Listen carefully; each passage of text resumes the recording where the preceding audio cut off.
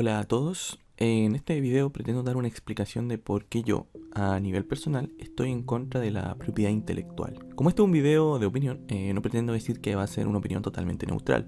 Y obviamente, aunque voy a intentar explicar mi razonamiento de la mejor forma, siempre hay que tener en cuenta que cuando se trata de opiniones, es muy posible que se le dé más énfasis a algunas cosas y se le infravalor en otras. Para opiniones, colores, como dicen. Antes de empezar, me gustaría explicar algunos términos. Especialmente tres que generalmente las personas mezclan cuando en realidad hablan de cosas muy distintas. Con esto me refiero al copyright, a las patentes y a las marcas. El copyright es la protección de cualquier idea fijada en algún medio tangible, es decir, una idea que se plasma en forma ya sea de un libro, de música, fotografía, una escultura, una película, un programa de software. Básicamente es la idea que se pone en un medio físico. Un punto importante es que la idea sea puesta en un medio físico impide que alguien, por ejemplo, haga un copyright de una teoría física o una idea filosófica, o por ejemplo hacer copyright de un número o de un color, porque son cosas que no se pueden plasmar de forma física. Otro requisito es que la idea además debe ser nueva, no puedes copiarla de una idea previamente inventada y no tiene que tener una utilidad práctica. O sea, no puede ser, por ejemplo, una máquina o un proceso para crear una máquina, porque esa área corresponde a las patentes. En las legislaciones modernas, que más comúnmente son casi todas derivadas del modelo estadounidense, el copyright tiene 5 protecciones y 3 restricciones, que en su mayoría también se extienden a las patentes, que ya voy a explicarlo más adelante. Las protecciones son el derecho a distribuir copias de la propiedad, a hacer copias de él mismo, a exponerlo de forma pública, a hacer publicidad con la obra y el derecho a adaptar este trabajo a otros medios, es decir, por ejemplo, a hacer una película a partir de un libro. Las limitaciones que tiene, la primera es el tiempo. Es decir, el copyright generalmente caduca después de un determinado número de años. Inicialmente, históricamente fueron 14 años. Y las otras dos limitaciones son el fair use y el first sale. El fair use es generalmente el más complicado de explicar de los dos y se le ha dado mucho uso y mal uso a lo largo del tiempo, especialmente en plataformas como YouTube, donde se hacen muchas acusaciones falsas del fair use. Pero más que nada, para hacerse una idea, se podría entender que es utilizar cualquier cosa que tenga un copyright de forma ilimitada siempre y cuando sea con fines educativos, de crítica, de comedia, etc. Es decir, puedes usar un trozo de un video, pero solamente si vas a usar ese trozo de video, por ejemplo, para hacer una crítica o para explicar algo. Y el first sale, por otro lado, dice que si tú le vendes una copia de algo tuyo, por ejemplo algo que tiene copyright, la persona a la cual se la vendiste puede revender esa misma copia o producto y sin tu permiso. Es decir, una vez que tú le vendes la copia no te pertenece a ti. Las patentes, por otro lado, cubren ideas que son útiles, o sea, ideas con las que se pueden crear cosas más allá de simplemente cosas que sirvan para el entretenimiento. Por ejemplo, un libro es para el copyright, pero por ejemplo, la idea de cómo construir un motor, eso sería una patente. En esta área se cubre la invención y el descubrimiento de procesos de producción de algo, como las máquinas o ciertos productos químicos, y también se incluyen diseños originales para ciertos productos. Por ejemplo, Apple patentó la forma que tiene su celular, es decir, la forma del celular y originalmente, es decir, esta forma cuadrada con borde redondeado, lo patentó Apple y de hecho en algún momento incluso demandó a los de Android porque pensaba que se estaban copiando de su diseño. Para calificar para una patente, la idea debe ser, 1, debe ser novedosa, 2, no puede ser copiada y además el producto debe hacer lo que se supone que tú dices que hace. Es decir, esto es para evitar que alguien, por ejemplo, patente una máquina, digamos una máquina del tiempo. No tiene idea cómo funciona, no explica cómo funciona y simplemente patenta la máquina y luego espera que alguien la invente y dice, ah, no, la patente es mía porque yo patenté la máquina del tiempo. No, tú tienes que patentar algo y tienes que explicar cómo funciona y la patente tiene que ser de un proceso que haga esa cosa. Finalmente, la idea debe ser no obvia, es decir, en el hipotético caso de que llamáramos a un experto en el área donde la patente tenga relevancia y le preguntáramos si el invento es obvio para cualquiera que trabaje en esa área, si la persona dice no es una idea obvia, solamente ahí se puede patentar, pero si la idea es demasiado obvia, no puede ser patentada.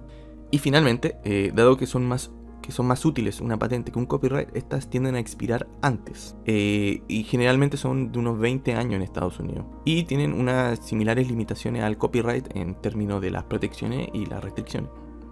Finalmente tenemos el trademark. El trademark en su forma más simple es cualquier marca, nombre o símbolo de un producto o una compañía, que puede ser con un sonido, un jingle, una letra, un logo, etc.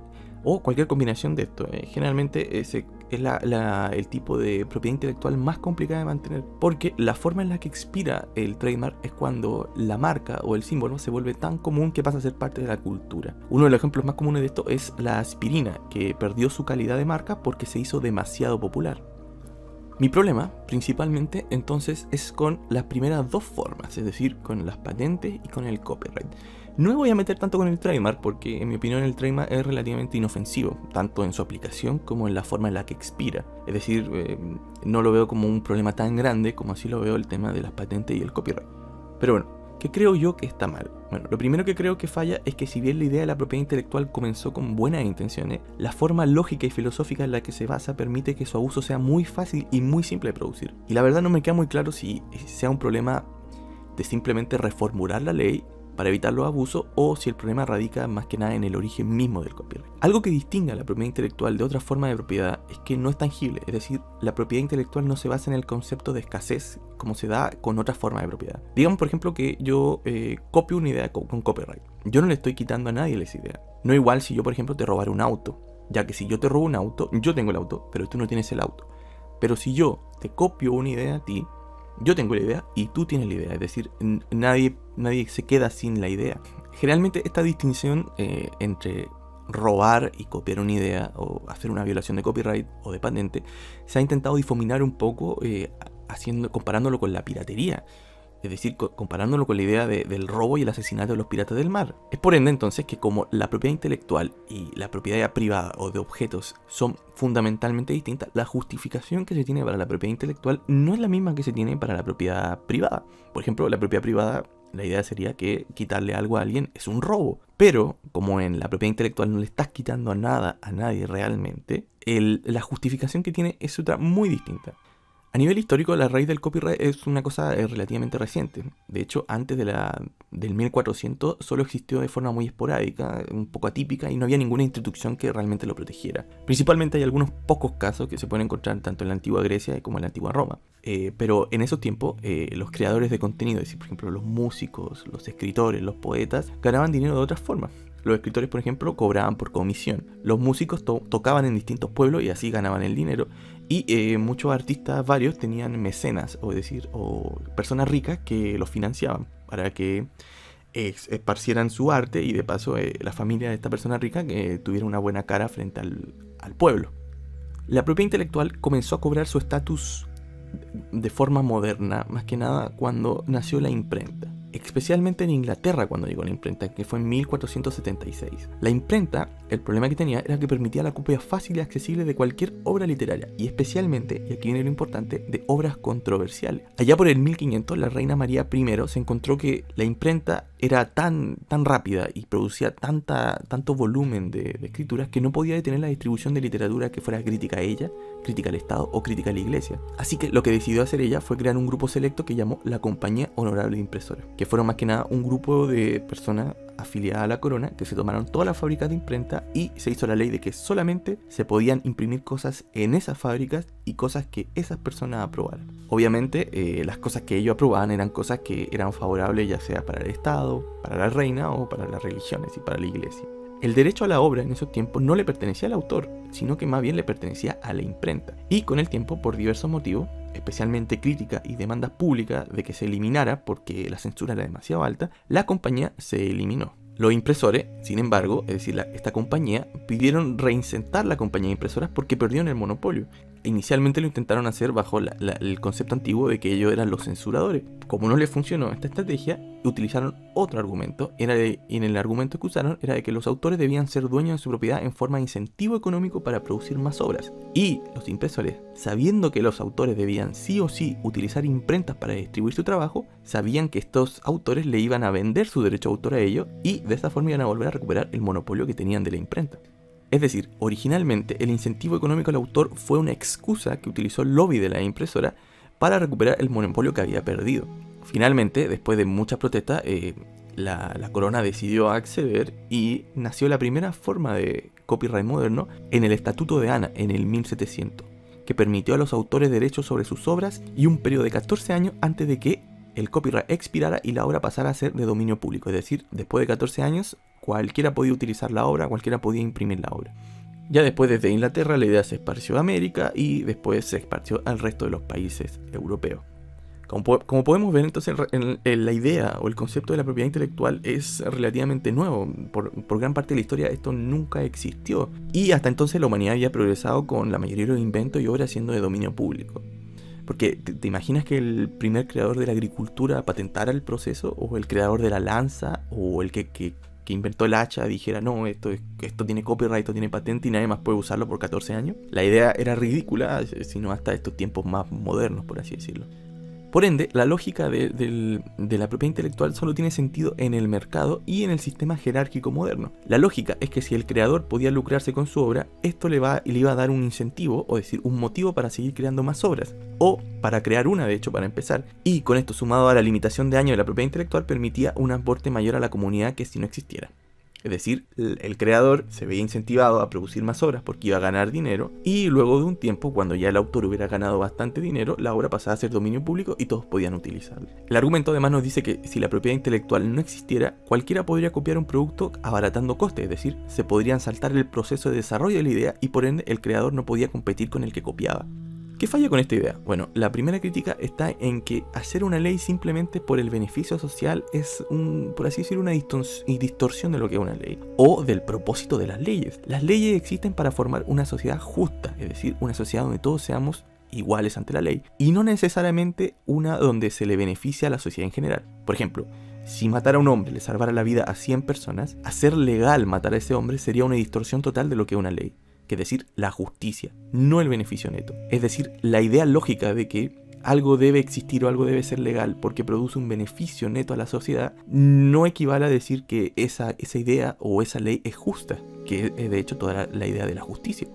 Pero dejando eso de lado, ¿realmente funciona así? Es decir, ¿realmente la propiedad intelectual hace que la gente produzca más obras intelectuales o es la mejor forma de hacerlo? La pregunta es tanto económica como filosófica, es decir, o sea que podemos responderla con datos científicos y estos datos a su vez analizarlos de forma filosófica.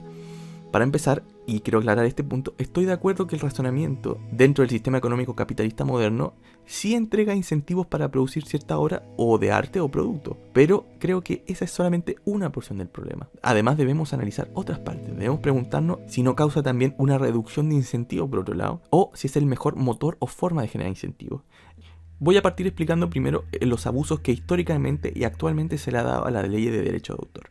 El primer problema entonces está en que los tiempos de expiración de los derechos de autor y específicamente de los copyright se ha ido extendiendo a niveles que ya son simplemente ridículos, bloqueando a millones de creadores de utilizar algunas ideas para expandirlas o mejorarlas, mientras que unos pocos, algunos que ni siquiera crearon la obra y simplemente la heredaron, pueden retenerla sin hacer casi uso de esta, o un uso mínimo, lo que en vez de servir como incentivo para crear más obra, destruye este incentivo al bloquear una idea por décadas e incluso siglos. Es decir, el uso que se le podría dar a una idea para crear nuevas ideas queda totalmente destruido y se pierde la idea original por los derechos de autor, que era proteger a su creador y darle un ingreso monetario, ya que la extensión de tiempo que el derecho de autor ha ido ganando se expande más allá de lo que cualquier ser humano podría incluso llegar a vivir. Esta extensión ridícula que se le ha dado al copyright se puede trazar hacia el ratón millonario, el todopoderoso Mickey Mouse. Mickey Mouse empezó originalmente en forma de una animación de 1928 creada por Walt Disney, donde el ratón navegaba un río utilizando un bote a vapor, una película que se conoce como Steamboat Willie. Lo que pasó fue que cuando la película estaba a punto de expirar su copyright, mucho después de que Walt Disney muriese, el Congreso estadounidense, impulsado por Disney, que ya era una empresa poderosa en 1978, extendió el límite del copyright justo cuando se le estaba por acabar, y por ende lo extendió también para todas las obras de Disney y de otras empresas, pasando de los 56 años de copyright que tenía en ese tiempo a 75, es decir, 19 años más. Luego, en 1998, cuando nuevamente el copyright se iba a expirar, Disney obviamente volvió a hacer lobby con el Congreso y extendieron el tiempo a 120 años. Y para más ironía, muchas de las obras que Disney utilizó para para crear su imperio eran originalmente propiedad pública. La Cenicienta, Aladín, Pinocho, todo eran obras que Disney no creó, pero las utilizó para hacer su imperio. Pero cuando le tocaba a ellos devolver una idea que ellos crearon, abusaron del sistema para extenderlo ya a límites ridículos, o sea, 120 años en los que nadie puede utilizar una idea. Para tener una idea un poco más concreta de qué tan limitante es, podemos ver ciertas ideas que no tienen copyright que han permitido la creación de tantas y tantas obras. Tenemos Frankenstein, que han inspirado incontables clásicos, Sherlock Holmes, Drácula, Pinocho, la Cenicienta, los clásicos de la antigüedad griega, el panteón de dioses que tenía Moby Dick, Tarzán. Es decir, todas estas obras han permitido tanta creatividad porque nadie es dueño de ellas y por ende se puede explorar y se puede expandir en esta idea. La extensión del tiempo del copyright a estos límites ridículos también ha bloqueado cosas como la música e incontables otros tipos de expresión artística, impidiendo que otros construyan encima de estas ideas para expandirlas o estudiarlas. Y, de forma más relevante, las patentes muchas veces han aumentado el coste de incontables medicamentos y medicinas que podrían fabricarse por mucho menor costo, afectando la vida de millones de personas a lo largo de los años, como sucede con las drogas que son hechas para la hepatitis o para el VIH. Estas malas prácticas también han incentivado la formación de ciertos grupos que se les conoce como los trolls de las patentes. Es decir, son compañías o empresas cuya única razón de existir es comprar múltiples patentes o copyrights y luego entrar a juicio con cualquiera que siquiera las use. Como estos juicios tienden a ser costosos y estas empresas tienden a ser muy grandes, generalmente el acusado, es decir, la persona a la cual se le dice que abusó del copyright, termina cediendo y las dos partes se arreglan extrajudicialmente con algún monto de dinero. Y muchas empresas se dedican y viven solo de eso, de acumular copyright y luego acusar a cualquier persona de que lo está abusando. El número de patentes de Estados Unidos, por ejemplo, ha aumentado muchísimo, pero muchas de estas patentes caen en manos de empresas que no las usan para crear contenido, sino que solo para demandar a otros. Y este es solamente la punta del iceberg del monopolio y las ideas que las grandes corporaciones y empresas han hecho a lo largo del tiempo. Desde fines de 1997, una serie de propuestas conocidas como Trade Agreements han comenzado a circular, algunas aprobadas, otras pendientes y que intentan apretarle incluso más el cuello a este problema. Como algunos tratados que seguramente muchos recuerdan, que sería el Tratado de Sopa o el Tratado de Pipa, que, como dije, son tratados y no leyes, por lo tanto pueden ser negociadas a puerta cerrada, sin interferencia del público en general, aun cuando nos afecten a todos. Estos tratados han tenido bastantes quejas, por ejemplo, que podría servir para bloquear el uso de servidores que son usados comúnmente para ocultar la identidad y se utilizan para formas de activismo político o para protesta legítima, ya que también estos servidores podrían en teoría utilizarse para ver contenido pirateado. Además de eso, la obsesión por evitar la violación del copyright podría significar que páginas enteras podrían caerse o botarse porque un solo usuario subió contenido ilegal a esta página, lo que significaría que los dueños o moderadores de estos sitios deberían gastar más dinero y tiempo para evitar que esto suceda. Para finalizar, otro aspecto muy criticado de estos tratados es su lenguaje vago y que deja generalmente a la especulación el grado de vigilancia que se le va a hacer a la privacidad de las personas para asegurar que el copyright sea respetado, que podría incluso llegar a monitorización de computadores y dispositivos personales. El problema entonces es que, aunque históricamente la propiedad intelectual fue creada para producir más obras originales, más inventos, más ideas, el hecho de que la idea se monopolice incentiva a la gente, en parte, a crear ideas, pero también a deformar el propósito del copyright y comenzar a abusar de este. Ya llegado a este punto, hay que preguntarse, ¿cuánto del incentivo económico la piratería reduce? O sea, ¿cuánto una empresa perdería en términos económicos producto de la piratería? ¿Y sería suficiente como para desincentivarla? Lo primero a considerar en esta pregunta es que no siempre el que piratea algo tenía la intención original de comprarlo. Es decir, si tú no ibas a comprar un producto, aun si no estuviera en su versión pirateada, el hecho de piratearlo no lo hace perder nada al creador, ya que jamás tuviste inicialmente la intención de darle tu dinero. Por ejemplo, si yo pirateo un juego que yo, de no existir el juego pirateado, no iba a comprar, la empresa no pierde nada conmigo, porque si el juego no estuviera pirata, yo simplemente no se lo compraría. Lo segundo es que, aunque intuitivamente pareciera que cualquier empresa perdería dinero producto de la piratería, la evidencia que hay no es tan clara en esta área. En el área de los videojuegos, por ejemplo, hay un estudio de la Comisión Europea en 2010, encontró que la piratería aumenta el consumo de videojuegos originales. ¿Por qué? Bueno, porque los creadores tienen forma de incentivar la compra de estos videojuegos legales, ya sea al introducir microtransacciones o bonos online para los juegos legales. Además de que muchos piratean juegos para ver cómo son, es decir, lo utilizan como una especie de demo y ven si lo quieren o no comprar en su forma original. Este mismo estudio también encontró un efecto neutral en la música. Es decir, la piratería no afectaba ni mejoraba las ventas de música. El único lugar donde sí encontraron una reducción en ganancias monetarias fue en el área de los libros y en el área de las películas. En esta reducción, sin embargo, ¿se puede atribuir completamente a la piratería? Aquí me gustaría poner en cuestionamiento la idea original de la propia propiedad, es decir, esa idea de que la persona o el autor debe ser incentivado económicamente para producir más y que si no tiene este incentivo no seguiría produciendo obras. Aquí quiero apuntar a un estudio reciente que se hizo, que lo hizo el MIT, que intentó poner esta teoría en prueba, es decir, intentó demostrar si realmente era esto cierto. Voy a dejar un link al estudio abajo en la descripción del video. En el estudio se juntó a mucha gente, eran estudiantes del MIT, y se les hizo realizar una serie de tareas. Algunas eran tareas mentales, como memorizar números, y otras tareas eran más mecánicas, como por ejemplo hacer encesta en un baloncesto o mover una palanca. Al primer grupo se le daba una pequeña suma de dinero por cumplir la tarea. Al segundo grupo se le subía el dinero por hacer la tarea mejor. Y al tercer grupo se le daba un montón de dinero si hacían la tarea muy bien. La idea entonces era que el incentivo económico haría que la persona fuese impulsada a mejorar en estas tareas y que el tercer grupo, obviamente por lógica, lo haría mejor que el segundo y el segundo lo haría mejor que el primero. Sin embargo, los resultados fueron contradictorios a esta idea. Lo primero que vieron fue que cuando uno hace una tarea mecánica, es decir, cuando estos sujetos de prueba hacían una tarea mecánica, como por ejemplo encestar un baloncesto o mover una palanca, el incentivo económico funciona como uno esperaría, es decir, como un incentivo. Pero cuando el trabajo requería un nivel cognitivo un poco más allá arriba de lo mínimo, que es precisamente el tipo de trabajo mental que requiere la propiedad intelectual, se dieron cuenta que el incentivo económico no mejoraba el rendimiento. Se dieron cuenta que cuando la tarea era cognitiva, los tres grupos lo hacían más o menos igual cuando se trataba de tarea no mecánica. Al principio pensaron que el experimento fue hecho en un país primermundista y probablemente el dinero que estaban dando no era un incentivo suficiente. Así que decidieron rehacer el experimento, pero se fueron a otro país. Se fueron a un lugar donde el dinero, especialmente el dinero en dólares, realmente iba a afectar la vida de las personas. Se fueron a una zona rural en la India. Hicieron lo mismo, 3 grupos. Pero esta vez al primer grupo le daban 2 semanas de salario por hacerlo. Al segundo grupo le daban 1 mes de salario por hacerlo bien. Y al tercer grupo le daban 2 meses enteros de salario si lo hacían de manera excelente. ¿Qué notaron? Bueno, notaron que los que fueron ofrecidos 2 meses de salario entero lo hicieron peor que los que fueron ofrecidos 2 semanas y los que fueron ofrecidos 1 mes de salario. Y que entre el grupo de las 2 semanas y el grupo del mes no hubo ninguna diferencia con respecto a las tareas cognitivas. Las tareas mecánicas, sin embargo, sí siguieron esta lógica progresiva de que a más incentivo la persona lo hace mejor.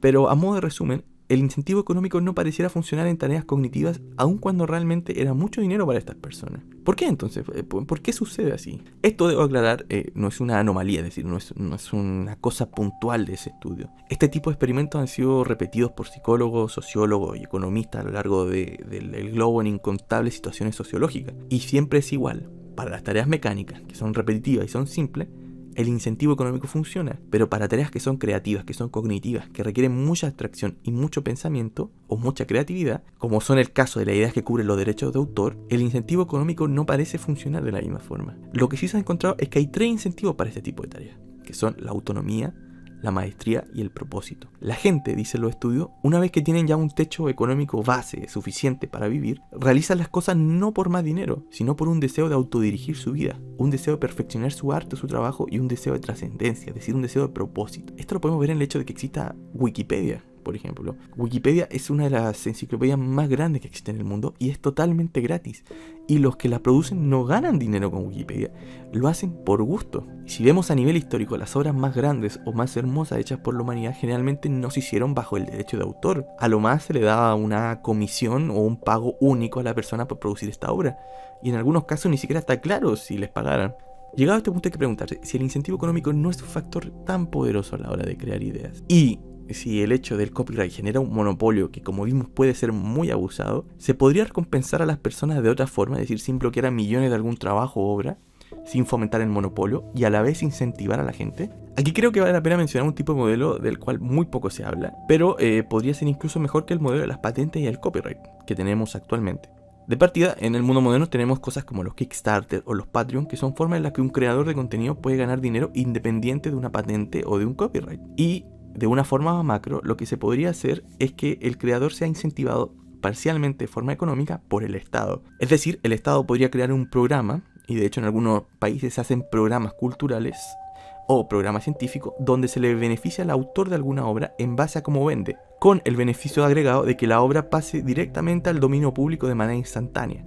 lo que tendría dos efectos. Por un lado, se evitaría el monopolio en alguna idea, y por otro lado, se permitiría la proliferación de más ideas al volver instantáneamente una idea de dominio público. Además de que se le podría dar este techo mínimo al creador para que pudiera vivir y pudiera desarrollar sus ideas en base a la autosuperación, a la trascendencia y a la motivación personal. Voy a dejar abajo en la descripción del video algunos trabajos que comparan ambos modelos de propiedad intelectual versus el incentivo estatal.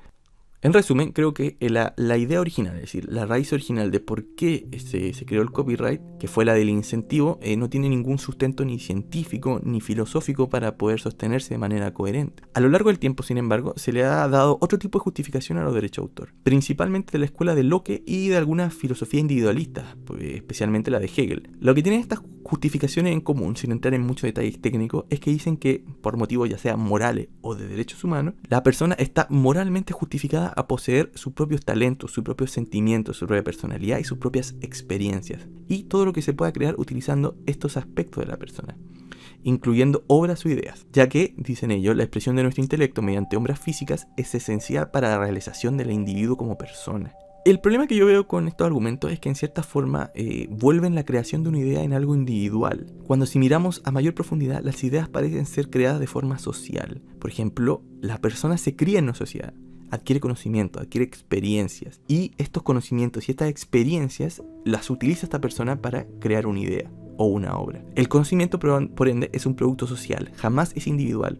Darle derecho a autor a alguien por una obra sería como decir que alguien es dueño de un puente simplemente porque puso el último ladrillo. Las ideas, por ende, no deben entenderse como creaciones del individuo, de esta idea romántica o occidental del creador como un ente aislado que tiene una inspiración casi divina y crea algo único. Las ideas se forman por una mezcla de distintos conocimientos que uno adquiere a lo largo de la vida, que son una contribución de miles, a veces millones de personas. El profesor que te enseñó a leer, el profesor que te enseñó las teorías en las que te inspiras, las obras literarias que te inspiraron, la música que te inspiró, todas esas obras son una cuota de originalidad y tú simplemente pusiste un poco más, lo cual hace que la idea en realidad sea de orden público y no tanto de orden personal. El propio acto de copiar está implícito en la vida, en el desarrollo de la misma. La evolución de las especies se basa en el enorme proceso de copiar material genético en nuevas especies con minúsculos cambios.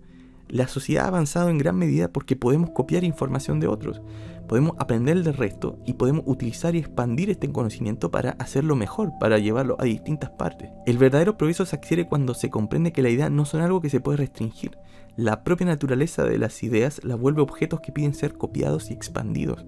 Finalmente, y digo esto solamente porque después de todo lo que he dicho, y si bien no lo dije de forma indirecta, se podría intuir, o al menos se podría parecer que yo implico de alguna forma que yo, estando en contra de la propiedad intelectual, pido que sea abolida. Si bien es cierto que yo creo que la propiedad intelectual no debería existir, no diría estar a favor de abolirla actualmente. ¿Por qué? Porque creo que la propiedad intelectual es más bien un síntoma y no la causa del verdadero problema. Es decir, la raíz del problema de la propiedad intelectual no está tanto en la propiedad intelectual, sino en el sistema, en la red que lo produce.